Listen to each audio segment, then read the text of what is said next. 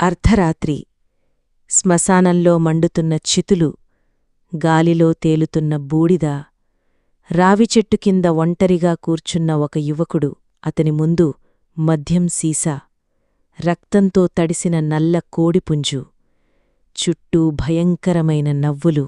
మరి అతను జపిస్తున్న ఒక్క మంత్రం అతని జీవితాన్ని నరకంగా మార్చబోతోందని అతనికసలు తెలియదు. ఎందుకంటే ఆ రాత్రి అతని పిలిచింది ఒక దేవత కాదు, ఒక యక్షిణి. ఆమె ప్రేమిస్తే సంపద ఇస్తుంది, కోపిస్తే ప్రాణం తీస్తుంది. ఈరోజు కథ డబ్బుకోసం యక్షిణిని పిలిచిన ఒక యువకుడి కథ, ప్రేమకోసం నరకం చూసిన ఒక మనిషి కథ. కథ చాలా భయంకరంగా ఉంటుంది. కాబట్టి లైట్లు ఆఫ్ చేసి హెడ్ఫోన్స్ పెట్టుకుని వినండి. మరియు మీరు కొత్తగా మా channel whispers in the dark చూస్తుంటే ఇలాంటి భయానక కథల కోసం వెంటనే లైక్ చేసి సబ్స్క్రైబ్ చేయండి. ఇప్పుడు కథలోకి వెళ్దాం. అమర్దీప్ ఒక చిన్న హోటల్లో వెయిటర్గా పనిచేసేవాడు. ఉదయం నుండి రాత్రి వరకు కష్టపడినా జీతం మాత్రం చాలా తక్కువ. ప్రతిరోజూ హోటల్కి ఖరీదైన కార్లలో వచ్చే ధనవంతులని చూసి నేను ఎప్పుడిలా ధనవంతుణ్ణవుతాను అని ఆలోచించేవాడు.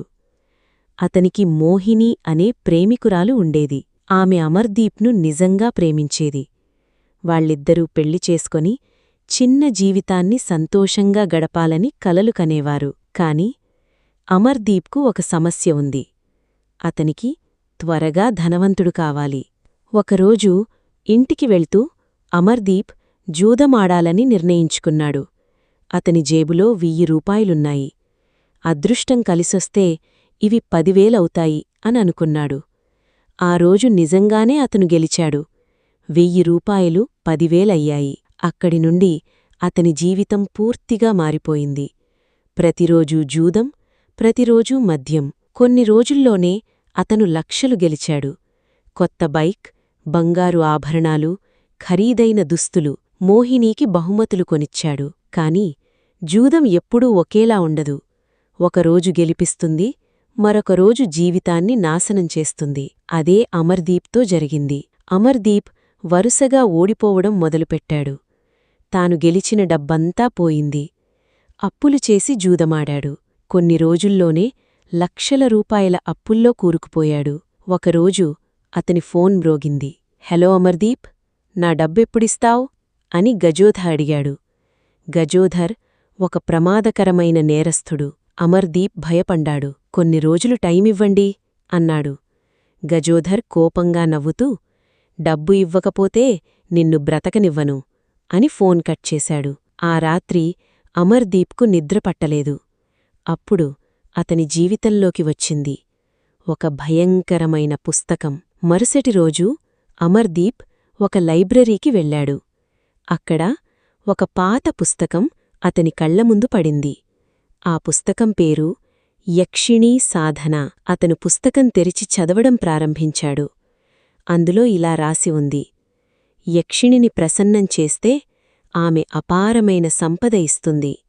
కాని ఆమె పెట్టే షరతులు పాటించకపోతే జీవితం నాశనమవుతుంది. అమర్దీప్కు డబ్బే కావాలి. అతను ఆలోచించకుండా యక్షిణీ సాధన చెయ్యాలని నిర్ణయించుకున్నాడు. అది అతని జీవితంలో చేసిన అతి పెద్ద తప్పు. అమావాస్య రాత్రి, చుట్టూ చీకటి, శ్మశానంలో మండుతున్న చితులు, కుక్కల అరుపులు, రావిచెట్టు కింద ఒంటరిగా కూర్చున్న ఒక యువకుడు. అతని ముందు మద్యం సీసా, రక్తంతో తడిసిన నల్ల కోడిపుంజు, చుట్టూ భయంకరమైన నవ్వులు. మరి అతను జపిస్తున్న ఒక్క మంత్రం అతని జీవితాన్ని నరకంగా మార్చబోతోందని అతనికసలు తెలియదు.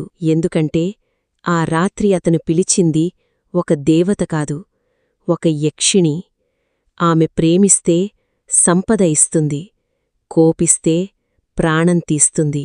ఈరోజు కథ డబ్బుకోసం యక్షిణిని పిలిచిన ఒక యువకుడి కథ, ప్రేమకోసం నరకం చూసిన ఒక మనిషి కథ.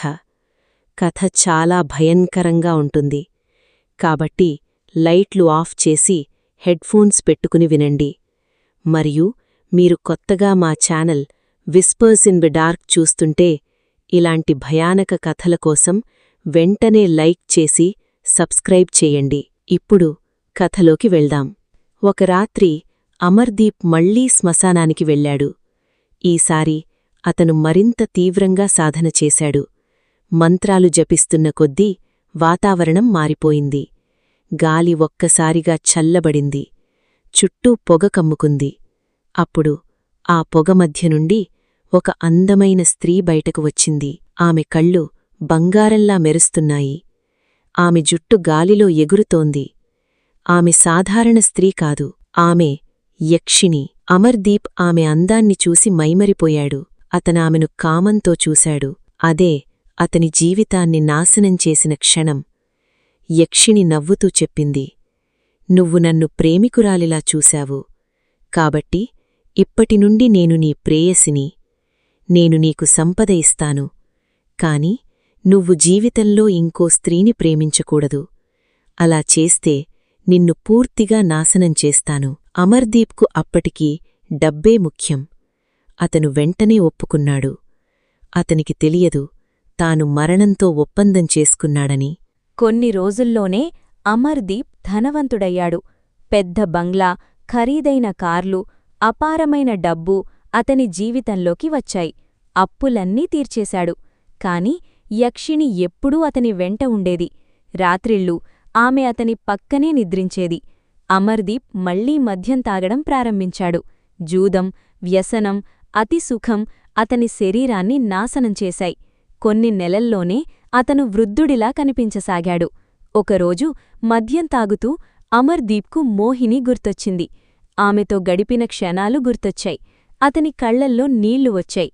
ఒక్కసారి అయినా మోహినిని చూడాలి అని అనుకున్నాడు. అదే అతని జీవితంలో మరో పెద్ద తప్పు. అమర్దీప్ రహస్యంగా మోహిని ఇంటికి వెళ్లాడు. ఇంటి తలుపు తెరిచి ఉంది. అతను లోపలికి వెళ్లాడు. అక్కడ అతను చూసిన దృశ్యం అతని గుండె ఆగిపోయేలా చేసింది. మోహిని ఫ్యాన్కి వేలాడుతూ ఉంది. ఆమె శరీరంపై గాయాలు, రక్తంతో తడిసిన నేల. అమర్దీప్ పిచ్చివాడిలా ఏడవడం ప్రారంభించాడు. అప్పుడు చుట్టూ ఒక భయంకరమైన నవ్వు వినిపించింది. యక్షిణి ప్రత్యక్షమైంది. ఈసారి ఆమె అందంగా లేదు. ఆమె కళ్ళు ఎర్రగా ఉన్నాయి. ముఖం భయంకరంగా మారిపోయింది. "నన్ను మోసం చేశావు" అని ఆమె అరిచింది. "అందుకే నీ ప్రేమికురాల్ని చంపేశాను" అంది. అమర్దీప్ భయంతో వణికిపోయాడు. కొన్ని రోజుల్లోనే అమర్దీప్ సంపదంతా మాయమైపోయింది. అతను రోడ్డుపైకి వచ్చాడు. తినడానికి తిండిలేదు, ఉండడానికి ఇల్లు లేదు. ప్రతి రాత్రి యక్షిణి భయంకరమైన ముఖం కనిపించేది. అతను పిచ్చివాడిలా మారిపోయాడు. ఒక రాత్రి అమర్దీప్ శ్మశానానికి వెళ్లాడు. అక్కడ ఒక అఘోరి తాంత్రికుడు కనిపించాడు. అతని శరీరం మొత్తం బూడిదతో కప్పబడి ఉంది. మెడలో పుర్రెలమాల, చేతిలో త్రిశూలం. అతను అమర్దీప్ను చూసి అన్నాడు, "దురాశ నీ జీవితాన్ని నాశనం చేసింది. యక్షిణిని కామంతో చూడకూడదు. ఆమెను తల్లిలా భావించి పూజించాలి. మాత్రమే నువ్వు విముక్తి పొందగలవు." అతను అమర్దీప్కు ఒక లాకెట్టిచ్చాడు. "మళ్లీ సాధన చెయ్యి" అన్నాడు. అమావాస్య రాత్రి అమర్దీప్ మళ్లీ శ్మశానానికి వెళ్లాడు. ఈసారి అతని కళ్లల్లో దురాశ లేదు. అతను కళ్ళు మూసుకొని "అమ్మా" అని పిలిచాడు. మంత్రాలు జపించాడు. కొంతసేపటి తర్వాత యక్షిణి మళ్లీ ప్రత్యక్షమైంది. ఈసారి అమర్దీప్ తలదించుకున్నాడు. "అమ్మా, నన్ను క్షమించు" అన్నాడు. "నాకు డబ్బు వద్దు, నా మోహిని కావాలి." యక్షిణి కొద్దిసేపు మౌనంగా నిలబడి చిరునవ్వు నవ్వింది. "ఇప్పుడు నువ్వు మారిపోయావు" అంది. ఆమె మోహినికి తిరిగి ప్రాణం పోసింది. అమర్దీప్ ఆనందంతో ఏడ్చేశాడు. ఆ రోజు తర్వాత అమర్దీప్ మద్యం ముట్టుకోలేదు, జూదమాడలేదు. మళ్లీ చిన్న హోటల్లో పనిచేయడం ప్రారంభించాడు. కష్టపడి సంపాదించడం నేర్చుకున్నాడు. మోహినితో సంతోషంగా జీవించాడు. ఎందుకంటే కష్టపడి సంపాదించిన జీవితం దెయ్యాలు ఇచ్చే సంపద కంటే చాలా గొప్పది. స్నేహితులారా, డబ్బు కోసం తప్పుదారులు వెంచుకుంటే జీవితం ఎలా నాశనమవుతుందో ఈ కథ మనకు చెబుతోంది. మరి మీకు ఈ కథ నచ్చితే వెంటనే వీడియోకి లైక్ చేయండి. ఇలాంటి భయంకరమైన తెలుగు హారర్ కథల కోసం మా ఛానల్ విస్పర్స్ ఇన్ ద డార్క్ని సబ్స్క్రైబ్ చేయడం మర్చిపోవద్దు. కామెంట్లో యక్షిణి అని టైప్ చేయండి. మళ్ళీ మరో భయానక కథతో కలుద్దాం. అంతవరకు జాగ్రత్త, ఎందుకంటే కొన్ని శక్తులు కేవలం కథల్లో మాత్రమే ఉండవు.